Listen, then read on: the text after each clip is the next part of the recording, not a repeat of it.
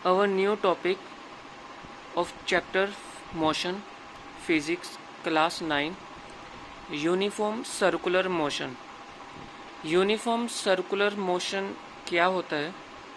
जब कोई ऑब्जेक्ट या कोई भी बॉडी सर्कुलर मोशन में मूव करती है, सर्कल में मूव करती है, उसको हम बोलते हैं सर्कुलर मोशन। जब कोई ऑब्जेक्ट या कोई बॉडी मूव करती है सर्कल में, तो उसको हम बोलते हैं circular motion. Motion in a circle is called circular motion. कोई भी ऑब्जेक्ट सर्कल में मूव कर रहा है तो उसको हम सर्कुलर मोशन बोलते हैं। ठीक है।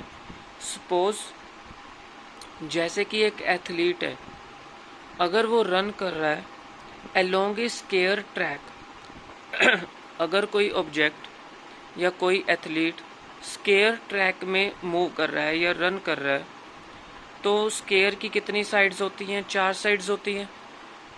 Athlete has to change his direction of motion 4 times. तो जो एक एथलीट है उसको अपनी डायरेक्शन कितनी बार चेंज करनी पड़ेगी? 4 बार चेंज करनी पड़ेगी। जैसे कि पहले वो ईस्ट की ओर रन कर रहा है, फिर वो साउथ की ओर रन कर रहा है, फिर वो वेस्ट की ओर रन कर रहा है, फिर वो नॉर्थ की तरफ रन कर रहा है। मतलब जो एथलीट है अगर वो चारों साइड्स में रन कर रहा है, लेकिन उसकी जो डायरेक्शन है वो लगातार चेंज हो रही है।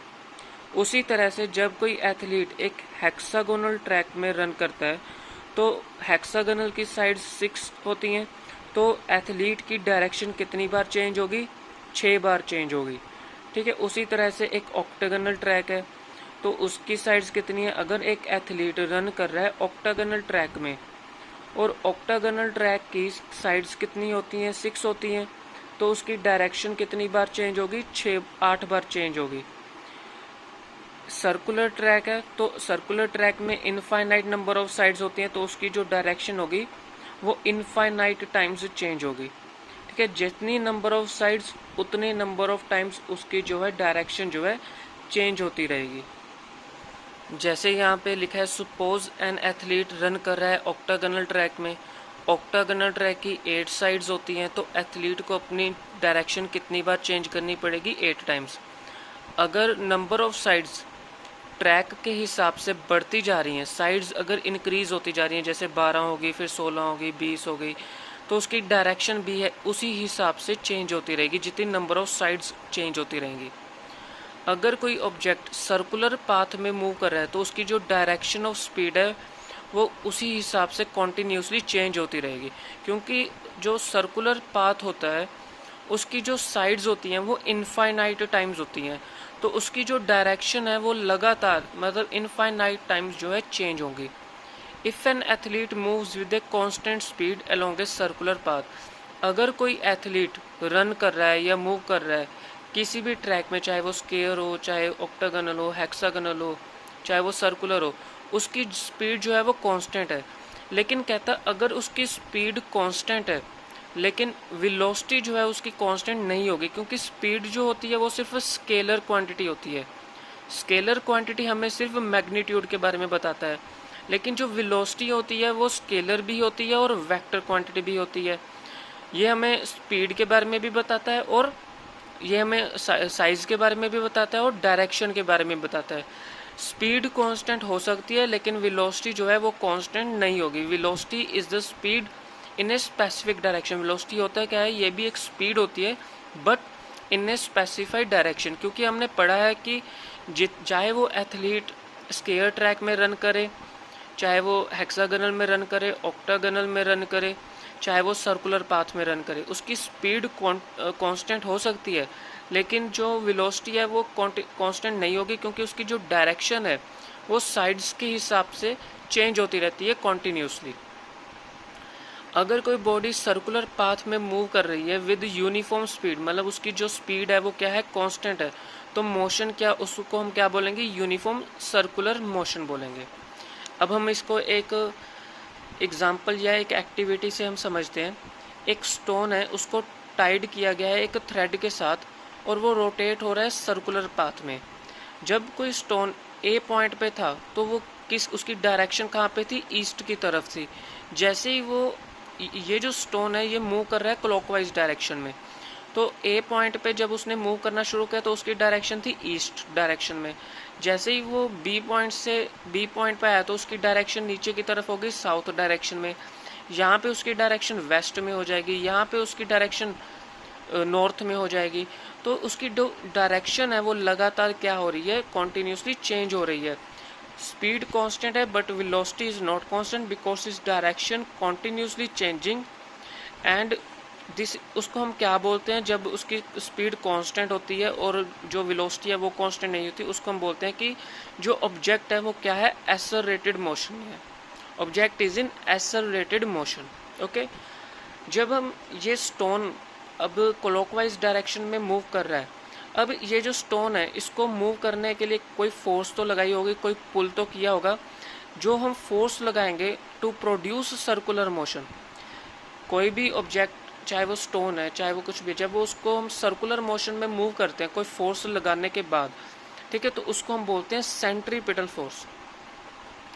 The force which is needed to make an object travel in a circular path. हम जब कोई फोर्स लगाते हैं किसी ऑब्जेक्ट में ताकि वो सर्कुलर पाथ में ट्रैवल करे, उसको हम बोलते हैं सेंट्रीपिटल फोर्स। जैसे कि प्लैनेट मूव करते हैं around the sun, centripetal force is the gravitational pull of sun. Sun क्या कर रहा है, एक ग्रेविटेशनल पुल लगा रहा है, फोर्स लगा रहा है, और प्लैनेट्स जो हैं उसके आसपास जो है रिवॉल्व कर रहे हैं।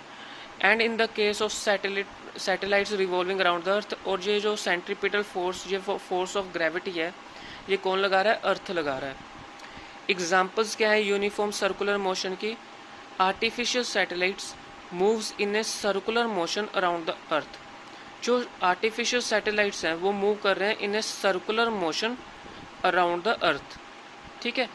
When an artificial satellite revolves around the earth in a circular orbit with constant speed, लेकिन जो सैटेलाइट्स अर्थ के आसपास मूव कर रहे हैं इन ए सर्कुलर ऑर्बिट में, वो क्या है, उनकी स्पीड क्या है, कांस्टेंट है, बट उनकी वेलोसिटी कांस्टेंट नहीं है, क्योंकि जो direction of motion of satellite है वो लगातार क्या हो रही है, चेंज होती है, डायरेक्शन लगातार चेंज हो रही है।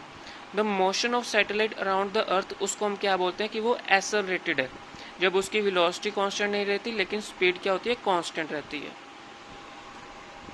नेक्स्ट जो पॉइंट है हमारे पास, the moon is a natural satellite of the earth. Moon क्या है, natural satellite of the earth. Moon क्या कर रहा है, वो भी मूव कर रहा है सर्कुलर मोशन में अराउंड द अर्थ। जो मोशन है मून की अराउंड द अर्थ वो भी क्या है, एक्सेलरेटेड है, क्योंकि उसकी स्पीड कांस्टेंट है, but velocity is not constant because its direction changes continuously. Earth move around the sun is also a uniform circular motion, ठीक है, ये हम ऑलरेडी पढ़ चुके हैं। एथलीट जो है वो मूव करता है सर्कुलर ट्रैक में, constant speed, it's also a uniform circular motion. Tip of seconds hand of A watch, जो वॉच होती है उसका जो सेकंड हैंड होता है वो भी क्या मूव करता है, सर्कुलर मोशन में, on the circular dial of the watch. तो ये सारी एग्जांपल्स थी सर्कुलर मोशन की, यूनिफॉर्म सर्कुलर मोशन की, ठीक है। Motion between uniform linear motion और सर्कुलर मोशन में डिफरेंस क्या होता है, the main difference, what is the main difference between uniform linear motion and uniform circular motion. Uniform linear motion में क्या होता है, उसकी जो डायरेक्शन होती है वो फिक्स्ड होती है, क्योंकि वो स्ट्रेट लाइन में मूव करते हैं, इसलिए वो एक्सेलरेटेड नहीं होते। लेकिन जो सर्कुलर मोशन होती है उसकी जो डायरेक्शन है वो चेंज होती रहती है कॉन्टीन्यूसली, और इसलिए यूनिफॉर्म सर्कुलर मोशन जो है वो एक्सेलरेटेड होता है। To calculate the speed of the body in a uniform circular motion, speed हम कैसे कैलकुलेट करते हैं, स्पीड का फॉर्मूला क्या होता है, 2πr/t, क्योंकि जो ऑब्जेक्ट सर्कुलर पाथ में मूव कर रहा है उसको हम क्या लेंगे, circumference of circular path. Circumference of circle क्या होता है, 2πr, with respect to time वो चेंज हो रहा है, इसलिए उसको डिवाइड कर देंगे t के साथ। v क्या होती है, speed, r radius, t time. अब एक सैम्पल प्रॉब्लम है हमारे पास, एक साइकिलिस्ट है वो सर्कुलर ट्रैक में मूव कर रहा है ओवर एवरी 2 मिनट्स, ठीक है, मतलब हर 2 मिनट बाद वो अपनी जो वो रिपीट कर रहा है, हर 2 मिनट बाद वो दोबारा मूव कर रहा है सर्कुलर पाथ में। If the radius of the circular path is 105 metres, calculated speed v equals to 2πr/t। v क्या है, हमने फाइंड आउट करना है, पाई की वैल्यू 22/7 लेनी है, रेडियस हमें गिवन है, टाइम हमें 120 सेकेंड्स लिया। 2 × 22/7 मल्टीप्लाई 105 मल्टीप्लाई 120, जो इसको वैल्यू पुट करके हमारे पास क्या आ गया, स्पीड आ गई 5.5 मीटर पर सेकेंड। ठीक है, थैंक यू।